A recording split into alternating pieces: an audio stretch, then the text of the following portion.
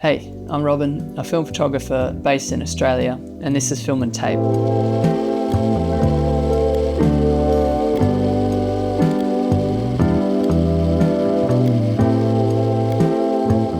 Today I'm going to show you how I adapted an IMAX projector lens to my medium format film camera. Then I go and use it for some portraits with my good friend Anna.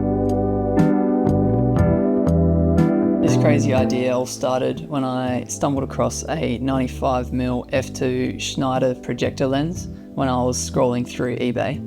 I remembered watching a video from Matthew Stern a few years back about adapting projector lenses, and so I went down the rabbit hole from there.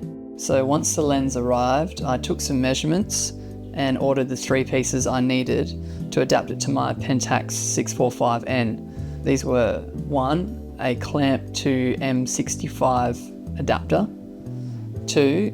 An M65 to M65 helicoid, and 3. An M65 to Pentax 645 mount adapter. When I was looking online for adapters, I stumbled across a video by Snappiness where James recommended RAF camera for more specialised high quality adapters. So I ordered the first 2 adapters from there.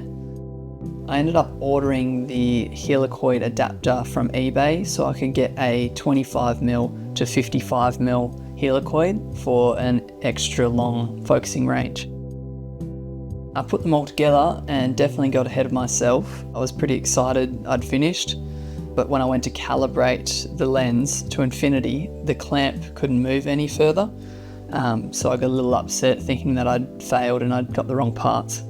After a sleep and some sage advice from my girlfriend, I decided to flip the clamp adapter the other way around, and then I could focus from around 50 centimeters to just past infinity.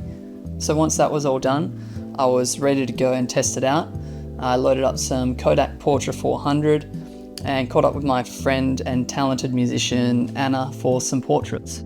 Here with Anna, we're going to take some portraits with the IMAX lens. I think it should look really cool. We're just at a little park and hopefully the background blur looks really cool. I said cool twice.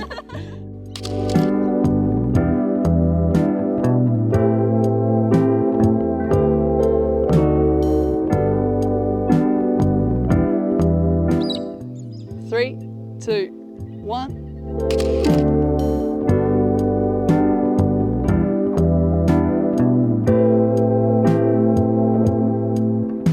Seems to be working in aperture priority mode on the Pentax, which is really handy.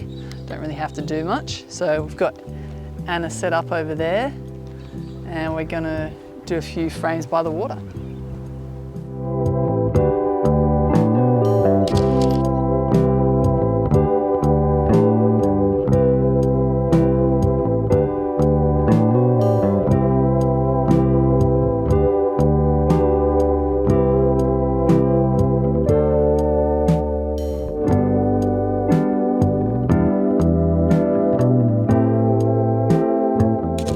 These shots in the sort of wetland, marshy area are some of my favourites. Really shows off some of the unique bokeh and background blur that this lens provides.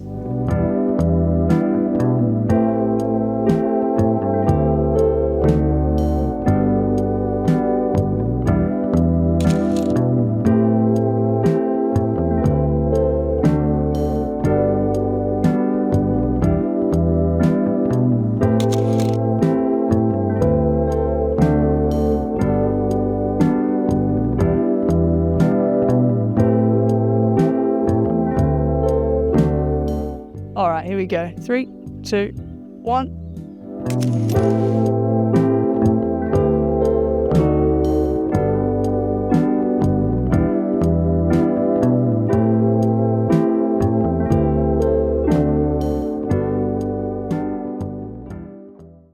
Just going to practice what I'm actually going to play first.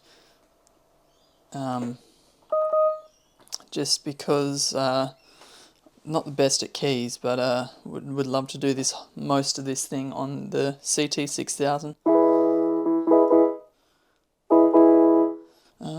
yeah, so I'll give it a go. Just thinking nice little lo-fi type of thing.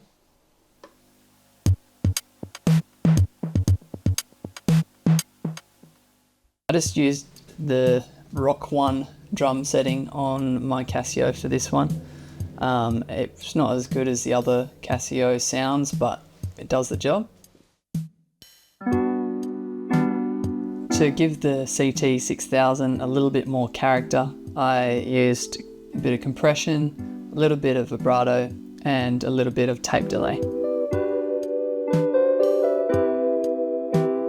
I recorded some extra keys harmonies and then I bounced them both onto the same track. You can see here I'm bouncing from tracks 2 and 3 to number 4 on the Tascam Portastudio.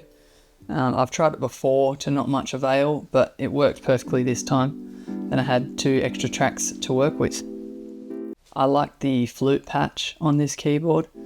It's sort of got a bit of extra wobble and the aftertouch sounds really cool.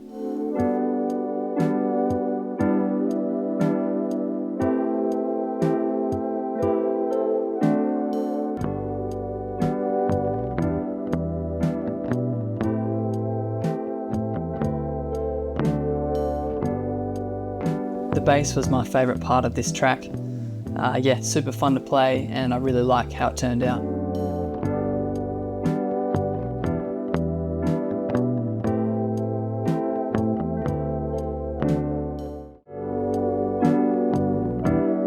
When it was time to bounce the tape onto my laptop, I just set the pitch control a little bit slower and yeah, it sounded really cool.